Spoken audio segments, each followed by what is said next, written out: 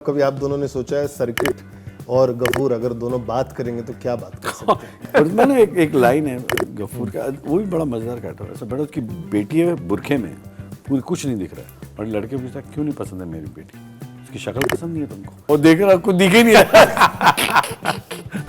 अब 3 का ही मुझे याद है, हम करे जा रहे थे वो सेकंड हाफ में एक पोर्शन नहीं वर्क कर रहा था, नहीं, फिर हमने उसको बेस्ट करके जो हमको लगा बेस्ट है, रात को 2 बजे एडिट खत्म हुआ। और अब मुझे चाहिए था कि कोई देख के अभी बता दे, कुछ मेकिंग का काम चल रहा था, उसमें 2 लोग काम कर रहे थे, तो मैंने उनको कहा यार तुम आके देखो, तो उन्होंने आके रात को 2 बजे फिल्म शुरू की, वो 5 बजे खत्म। हम मैं और अभिजात बैठे हुए कि क्या रिएक्शन आएगा। वो निकले 5 बजे एडिटिंग रूम से, और मैंने कहा कैसा है, तो उनका रिएक्शन हुआ ठीक है। जॉली एलबी के डायरेक्टर। तो मैं आया सेट पे और मैंने बड़े कैजुअली पूछा तो आज क्या कर रहे हैं हम लोग। तो ही उनका इसको पता है कि ये पिक्चर कर रहा है Jolly LLB, how can he ask कर क्या रहे हैं हम लोग। क्या होता है ना, अक्सर एक्टर आते हैं घर से पढ़ के मग करके पूरे सेट होके आ जाते हैं, और सेट पे आके डायलॉग बोलते हैं, डायरेक्टर बोलते इसको ऐसे नहीं, इसको ऐसे बोलो, गए काम से। मुझे यार ऑनलाइन शॉपिंग करने का बड़ा शौक है, तो उसमें on a regular basis I get scam, I place N order, nothing comes, and जो आता है वो ऐसा होता है जो कमाल होता है एकदम। OTT and chill. Hi guys, my name is Karan. You're watching me on Radio City. और sometimes I wonder कि ये दोनों जो मेरे सामने बैठे हैं, अगर मेरा सौभाग्य हो कि उनके दिमाग में उनके साथ एक दिन भी मैं जी पाऊँ तो बहुत अमेजिंग हो जाएगा। बिकॉज बोथ ऑफ देम, सबसे पहले मैं अर्शद सर से स्टार्ट करना चाहूँगा कि आई थिंक घर से जब निकलते हैं, पहुंचते होंगे कहीं प्रमोशन के लिए, तब रियलाइज़ करते होंगे कि अच्छा आज इस पिक्चर के बारे में बात कर रहे हैं, आज इस शो के बारे में बात कर रहे हैं। इंस्टाग्राम पर देख लो तो उन्होंने ऑलरेडी लिखा रहा है कि ये पिक्चर आ गई है, अभी 3 ये इसके बाद ये आने वाली है। Arshad sir welcome, thank you so much for joining. क्या आप यहाँ आके डिसाइड करते हैं कि क्या बात करनी है, कि घर से आपके दिमाग में होता है कि चलो आज ये काम है? नहीं, ऐसा हमेशा नहीं होता, ये अभी है। बट हाँ, ये जरूर है कि सुबह फोन करके मैनेजर से जरूर पूछ लेता हूँ आज किस फिल्म की प्रमोशन है। वो मुझे करना पड़ता है। But such a nice time to be in right now as well. I just hope people like those films. There will be a very bad time. नहीं बहुत अच्छा टाइम है सर, बहुत अच्छा टाइम है। दूसरा आई थिंक इतना heavy weight नाम है ना, कि मतलब अगर मैं बोलूँ if I have to compare in cricket terms, जब विराट कोहली बैटिंग करने आता है ना, सचिन तेंदुलकर बैटिंग करने आता है ना, सबको लगता है कि सेंचुरी तो बननी चाहिए। राजू सर आपके साथ भी यही है, सच अ हैवी वेट नेम आपने अपने आप के लिए क्रिएट कर दिया है कि एक्सपेक्टेशन स्काई रॉकेट होती है कि राजकुमार हिरानी कुछ भी कर रहा है अमेजिंग ही होने वाला है। डू यू फील दबा हुआ समटाइम्स इन दैट प्रेशर? नहीं, मेरा तो बिल्कुल इससे अलग है कि मैं निकलता हूँ, मुझे एग्जैक्टली पता होता है आज की फिल्म का प्रमोशन करना। नहीं, मैं आराम से बनाता हूँ। तो प्रेशर मतलब ये है कि ऑब्वियसली वांट कि लोगों को अच्छा लगे, आप चाहते हो कि आपका हर काम अच्छा लगे, वो एक प्रेशर होता है। बट बनाते वक्त या लिखते वक्त वो प्रेशर लेके आप काम नहीं कर सकते कि आप ऐसा नहीं सोचा ये करूँगा तो शायद अच्छा हो जाएगा। You do it with your gut and आप मजे से बनाते हो उसको। बट हाँ, बाद में उम्मीद करते हो कि अच्छा लगे। अच्छा नहीं लगता है तो आपको।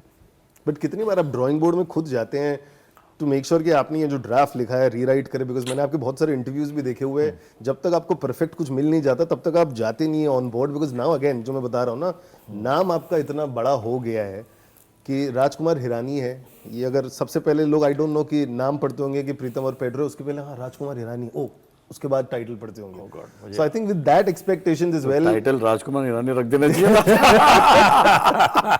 वो भी बढ़िया हो जाएगा। बट स्टिल कितनी बार बैक एंड फोर्थ चलता रहता है? नहीं, वो तो इर्रिस्पेक्टिव ऑफ एनीथिंग वो तो होता ही रहता है। पहली फिल्म से ही वो बैक एंड फोर्थ तो राइटिंग की जर्नी है ना, कि आप लिखते जाते हो, फिर देखते हो, फिर कुछ उसमें गड़बड़ दिखता है, फिर उसको बदलते हो।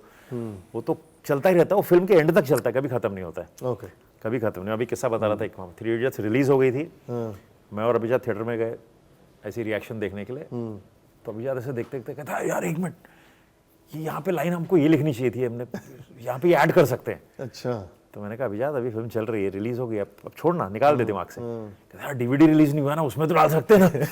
तो प्रोसेस खत्म नहीं होता कभी, वो आपके दिमाग में चलता रहता है कि आई थिंक सर आप हमारे से कॉमन मैन है जो झगड़ा करता है स्पेशली बीवी के साथ और ऑफिस में, बाथरूम में जाके याद आता है शिट ये लाइन बोल देना चाहिए तो मेरे को इस टाइम पर ये लाइन आ जाता तो बेस्ट हो जाता, या ये लाइन नहीं बोलनी चाहिए तो झगड़ा नहीं होता।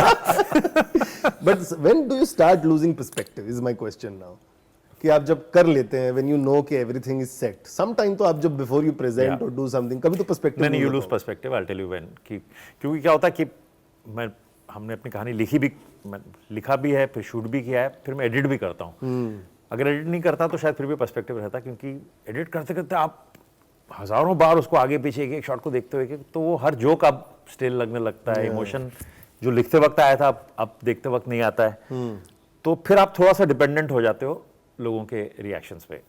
तो आप इर्द गिर्द कुछ ट्रस्टेड लोगों को दिखाते हो कि जो आपको ऑनेस्टली रिएक्शन देंगे, फिर उनमें से एनालाइज करते हो ये सही बोल रहे हैं या ये सही नहीं बोल रहे हैं, फिर आप उसको रीएडिट करते हो, पर पर्सपेक्टिव जाता है टुवर्ड्स द एंड, क्योंकि वो 1-1.5 साल की जर्नी में आप एंड में आपको पता नहीं चलता कि तो अब 3 इडियट्स का ही मुझे याद है, हम करे जा रहे थे, वो सेकंड हाफ में एक पोर्शन नहीं वर्क कर रहा था, नहीं, पर फिर हमने उसको बेस्ट करके जो हमको लगा बेस्ट है, रात को 2 बजे एडिट खत्म हुआ। और अब मुझे चाहिए था कि कोई देख के अभी बता दे, तो वहाँ पे कुछ मेकिंग का काम चल रहा था, उसमें 2 लोग काम कर रहे थे, तो मैंने उनको कहा यार तुम आके देखो, तो उन्होंने आके रात को 2 बजे फिल्म शुरू की, वो 5 बजे खत्म हुई। मैं और अभिजात बैठे हुए कि क्या रिएक्शन आएगा, वो निकले 5 बजे एडिटिंग रूम से, और मैंने कहा कैसा है, तो उनका रिएक्शन हुआ ठीक है। तो मैंने कहा अभिजात आप इससे बेटर कुछ नहीं कर सकते, अब let's go and have a great breakfast. You should have asked him कि आपको लास्ट कौन सी पिक्चर अच्छी लगी।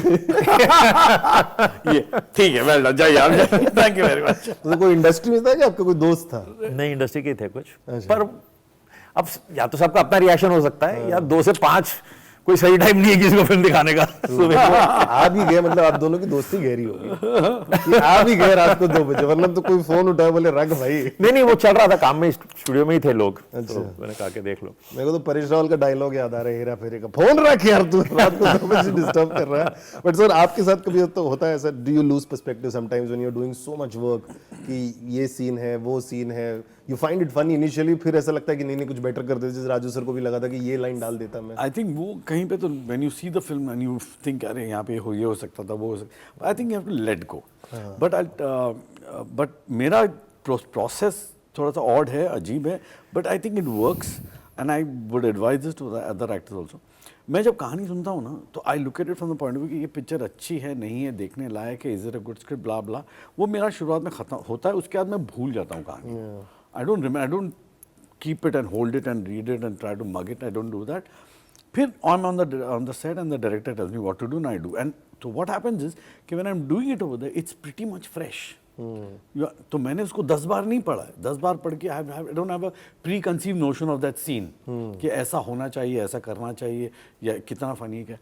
तो I don't do that. I have read it, I found it fun, I've liked it, I shut shop and over. Now to keep going at, because that's not my job. It's not, I know the script now, I know the script, बस इससे ज़्यादा नहीं। I listen to it to decide to do it or not do it. I'm not listening to decide whether I want to correct it or not correct it. I don't want to do that. That's my director and writer's job. So I feel it's better. तो इसीलिए मेरा perspective सही रहता है. When I go on the set, no, I'm as new to the script as you can be. So I have an idea of it, but I don't know it. So when I read the scene, I'm literally reading a fresh scene. So I literally find it funny or not funny right there.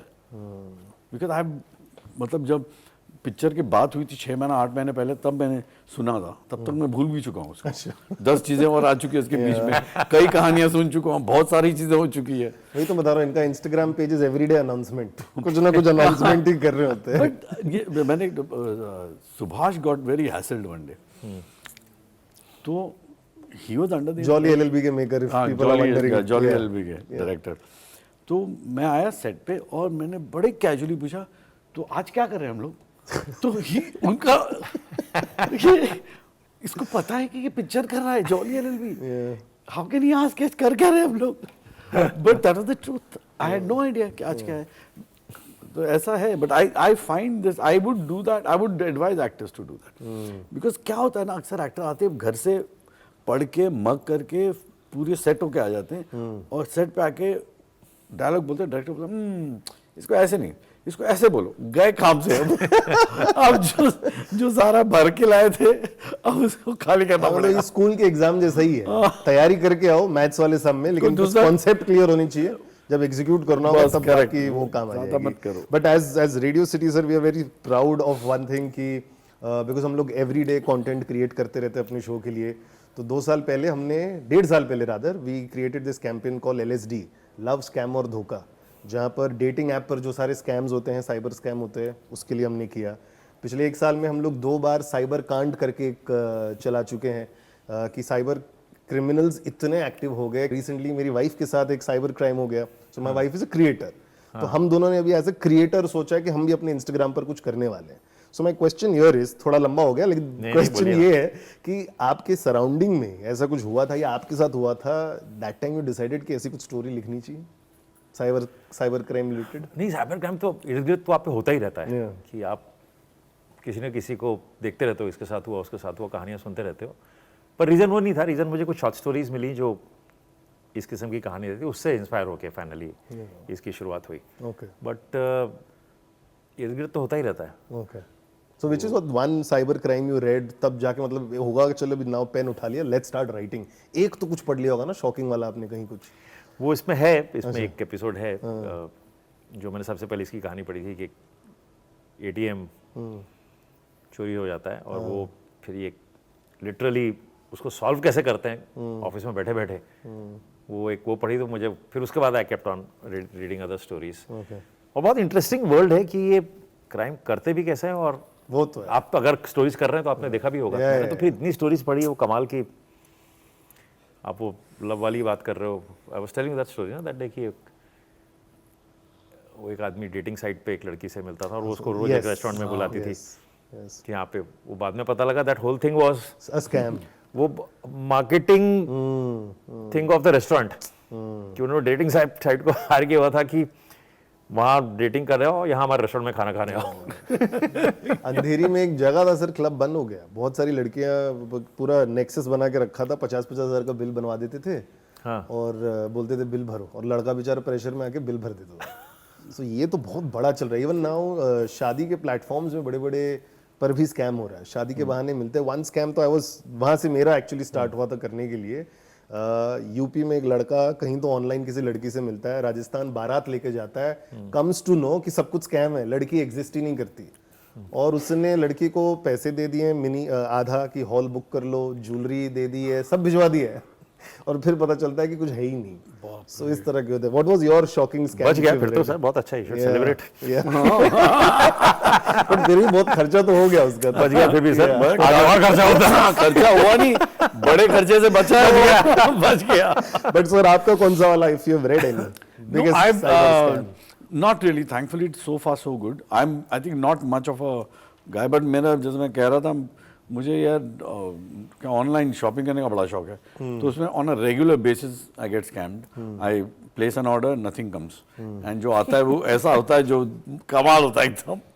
तो या so these things have happened to me on small scale, but nothing big. मतलब product गलत आ रहा है, वैसा हो रहा है।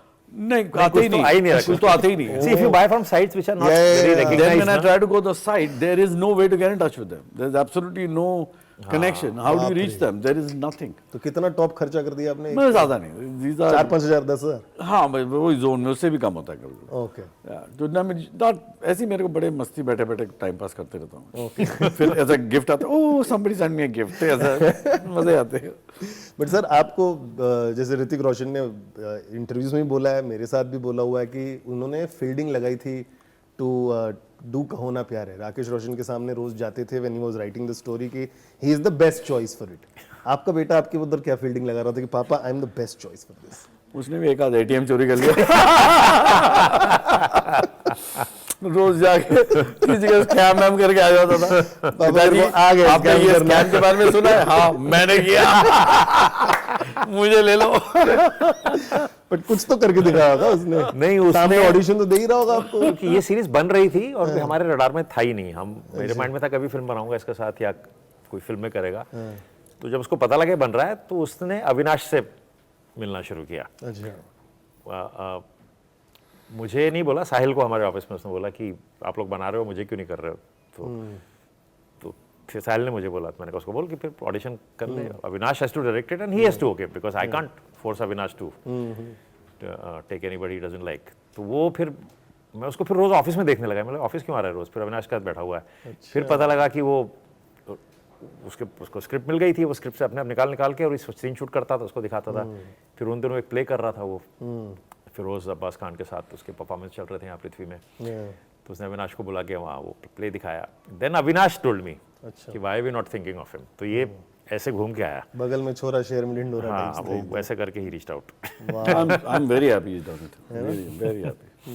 बट मेरे को टू बी वेरी ऑनेस्ट, अब आपने स्टोरी बताई, मेरे को लगा आपने डायरेक्ट इसलिए नहीं किया बिकॉज मुन्ना भाई MBBS में डॉक्टर J. अस्थाना बोलते हैं अपने सेशन में, अगर मैं अपनी बेटी का ऑपरेशन करूंगा तो ये हाथ कब आ जाएगा। तो मेरे को लगा इसलिए आप शायद डायरेक्ट नहीं कर रहे हैं। नहीं, ये मैं डायरेक्ट पहले ही नहीं कर रहा था यानी, दिस इज समथिंग छोटी स्टोरी। मेरा उस टाइम फिल्म भी चल रही थी, तो मैंने कहा ये this something I wanted to produce and right. Okay sir, what was the most interesting part if you remember, अगर आज के 5 साल बाद बोलेंगे शो के बारे में याद करने के लिए, what is that one thing you will remember and you want to talk and discuss मोर?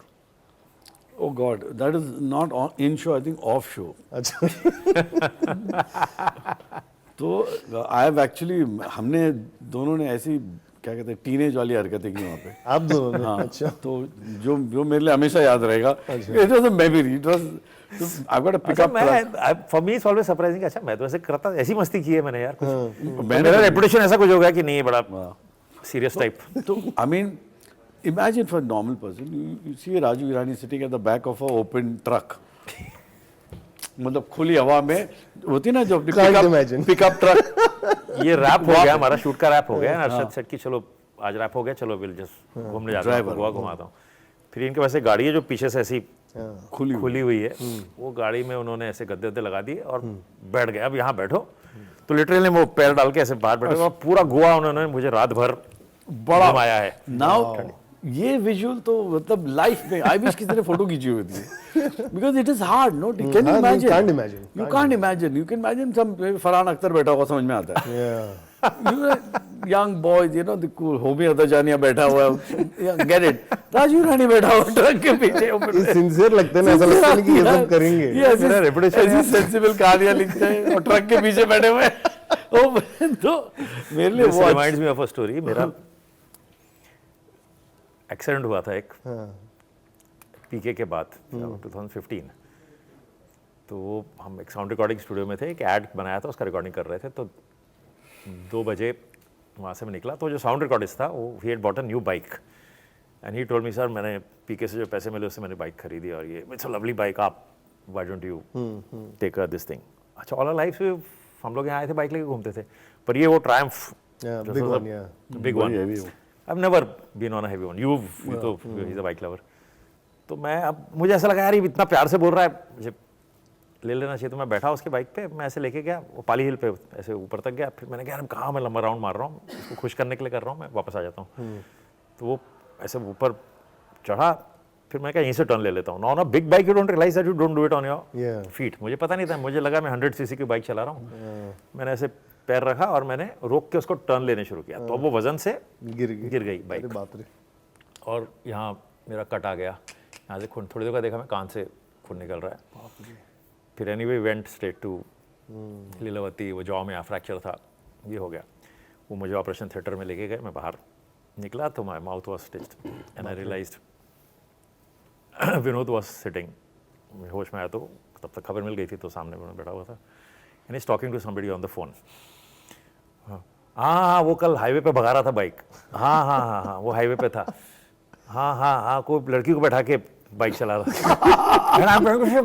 मैं बोल भी नहीं पा रहा हूँ। मैंने kept the phone down, was talking to Farhan, I remember later. हम क्या बोल रहे हो? कहते यार शोभा नहीं देता कि बाइक के वजन से गिर गया। तो ये स्टोरी अच्छी लगती है ज्यादा।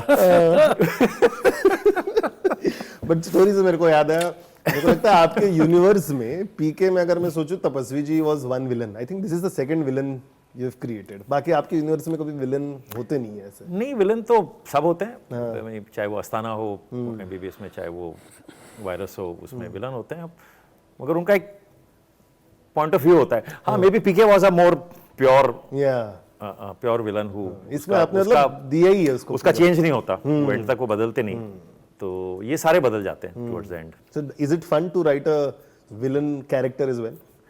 सी मुझे लगता है एक ऑपोजिंग फोर्स तो होना ही चाहिए स्क्रिप्ट में, जब तक ऑपोजिंग फोर्स नहीं हो तो कहानी आगे कॉन्फ्लिक्ट क्या हो, फिर कॉन्फ्लिक्ट आपकी कोई भी कहानी आपके प्रोडक्शन का एक कॉन्फ्लिक्ट होता है और वो कॉन्फ्लिक्ट ही कहानी को आगे बढ़ाता है। Last two things before we wrap up. Internet पे Arshad sir, I don't know if you know this, there is a saying, never skip a Javed Akhtar reel. और मैं उसमें एक और ऐड करने वाला हूँ कि never skip a Arshad Warsi reel as well, because आप रिलेशनशिप्स की बात इतनी अमेजिंग करते हैं, पैसों की बात इतनी अमेजिंग करते हैं, पेरेंटिंग की बात इतनी अमेजिंग करते हैं, तो anything which you want to talk about, because मैं आपकी बातों से बहुत अच्छा बोलता हूँ। देखो आपकी बात एकदम करेक्ट है, money buys extreme happiness. That's true. तो आपने सबसे पहले तो मेरे को जानना है which is that one materialistic thing which you have taken for yourself कि अरशद यू डिजर्व दिस यार, You खरीद know ले। something? No, my joy comes from buying for my family. I have nothing. Vanity is just not my virtue. मेरे को बड़ी मुश्किल से इन लोग मार मार के कपड़े पहना के बिठाते हैं। By God, I have absolute none. So I like it when, जैसे मैं अपने लिए Amazon से खरीद लेता हूँ कुछ भी सस्ता वस्ता। For my wife, for my kids. उनको I like, so whatever they like. So I keep buying. I just bought Maria one Mini Cooper. वाह, तो यार वो चलता रहता है। ऐसी चीजें बोलना जरूरी है शो पे, फिर ये बात हमारे घर तक भी पहुंचती है। आपको किसने कहा कि आपकी मेरी दोस्ती है? बट वन पेरेंटिंग टिप, अगर आपने अभी भी ऑफ लेट कुछ रियलाइज किया होगा पेरेंटिंग के बारे में, which you want to tell parents, जैसे आपकी वो वाली रील बहुत फेमस हुई थी and which I really agree कि पेरेंट्स से जब डिसएग्री कर लेते हैं तो पेरेंट्स को लगता है कि बच्चा हमारी सुन नहीं रहा है, बट आप भी तो कभी कभी गलत हो सकते हो, which my mom also believes, बोलती है कि शायद मैं भी गलत हो सकती हूँ, but apart from that I must tell you the flip side to this. ये कहने के बाद घर पे क्या हुआ? तो ज़ेने मुझे बोलती है कि I don't believe it. You said all these things, but that's not true. I said really? बोलती yeah, you don't listen to us. I said तुम sensible बात बोलो तो सुनो ना. I said you are only saying. I said just because you're my kid, I'm going to listen to you. No. I said यही बात जो तुम, I said sensibly, like I gave an example. So I said there's another kid, you know, Radhika, उसका Dhruv. I said when Dhruv says, I listen to him. In fact, I call him up and ask him, Dhruv, how do you do this? और कबीर विवान ये, I said तुम sensible बात करो, तुम्हारी सुनूंगा. Not just because I'm a father, I'm supposed to listen. No, सब कुछ balance होता है. But I think अभी है ना, ऐसा है ना कि somewhere I think the parents and the kids, we both are in, like Amir said this very amazing thing. He said that कि हमारी जनरेशन ऐसी फंस गई है ना कि हमने हमारे माँ बाप की सुनी है, सोचे कि हमारे बच्चे हमारी सुनेंगे, अब हम हमारे बच्चे की सुन रहे हैं। तो हम तो ऐसे फंस गए हैं। But I think rocket science तो नहीं है, बट कहीं पे वो थोड़ा सा यहाँ पे parents also need to really understand the newer generation because it is not a normal generation. According to us this generation not normal and according to them we are not normal. So yes, we have to figure out के boss, you know, I have to understand their point of view, think from that point of view, and I wish the new Gen Zs think from their parents' point of view. Yeah. तो I think कहीं पे थोड़ा balance आएगा. Otherwise, this entire generation, the kids are not going to listen to their parents at all. True. Before I wrap up, sir, 1st जुलाई को doctors day आ रहा है और आप दोनों जब आते हैं, I'm sure 10 करोड़ लोगों ने पूछ लिया मुन्ना भाई MBBS.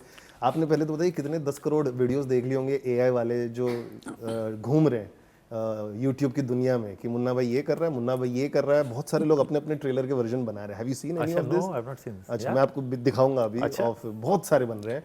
बट जैसे फरहान अख्तर ने एक बार बोला था लक्ष्य के टाइम कि he saw the impact, so many jawans खड़े हो जाते थे बोल के कि लक्ष्य पिक्चर देख के हम लोग ने आर्मी ज्वाइन की. What is that one impact you remember of Munna Bhai MBBS जो क्रिएट किया था लोगों में in the doctors community, because doctors day आ रहा है. मुझे तो एक्चुअली पहली बार डर था कि इसके बाद हमारा कोई डॉक्टर इलाज नहीं करेगा शायद, but they actually showed lot of love, क्योंकि मेरे बहुत सारे डॉक्टर फ्रेंड्स हैं और वो उनको सबसे पहली बात तो कहते हैं कि reminders of our medical college days. तो वो बहुत ऑथेंटिक लगा हमको जब हम वो डिसेक्शन वाला सीन देखते हैं या हम हॉस्टल देखते हैं तो हमको अपने कॉलेज की बहुत याद आई. एंड वो सारी छोटी छोटी चीज़ें थी कि यार फॉर्म भरना ज़रूरी क्या है, तो somewhere you talking of having more compassion towards patient and all. तो बहुत ही, यानी मुझे अभी भी लोग मिलते हैं, डॉक्टर कहते हैं कि यार हमको कॉलेज डेज की याद आती है, primarily that's what I keep hearing. Wonderful wonderful, जाके जरूर चेक करना show Pritam and Pedro. But last thing before I wrap up, कभी आप दोनों ने सोचा है सर्किट और गफूर अगर दोनों बात करेंगे तो क्या बात कर सकते हैं? ये बहुत लोगों ने बोला we want to see circuit and Ghafoor one movie. बहुत ही रैंडम। क्या आपको क्या देखा नहीं होगा कि क्या बात होगी? सर्किट और गफूर, आपने देखा है गफूर का कैरेक्टर? हाँ ऑफ कोर्स देखा है। अच्छा, वो तो यही बताएंगे क्या बात करेंगे ये दोनों आपस मुझे में। भी नहीं पता। और उसमें ना एक लाइन है गफूर का, वो भी बड़ा मजेदार कैरेक्टर है। ऐसा बड़ा, उसकी बेटी है बुरखे में, पूरी कुछ नहीं दिख रहा है, और लड़के पूछता है क्यों नहीं पसंद है मेरी बेटी, उसकी शक्ल पसंद नहीं है तुमको? सीरियस सा। हमने आर्यन को बोला एक खाली क्लोज डाला, तो it is I think it will be great fun to this guy. क्यों शक्ल पसंद नहीं उसकी? वो देख रहा आपको दिख ही नहीं रहा। I think one Instagram reel has to be created, but जाके जरूर चेक करना। 3rd जुलाई को I think it's releasing on Jio Hotstar, Pritam and Pedro, so do watch it. Rajkumar Hirani है, अरशद वारसी है, राजकुमार सर के बेटे इसमें हैं, एंड अविनाश अरुण बहुत ही स्पेक्टेकुलर ओटीटी में बहुत सारे शोज उन्होंने बनाए। So I think it's a very winning combination वाली टीम लेकर आई है ये शो, जरूर चेक करना। And for more interviews keep following us on radio city India.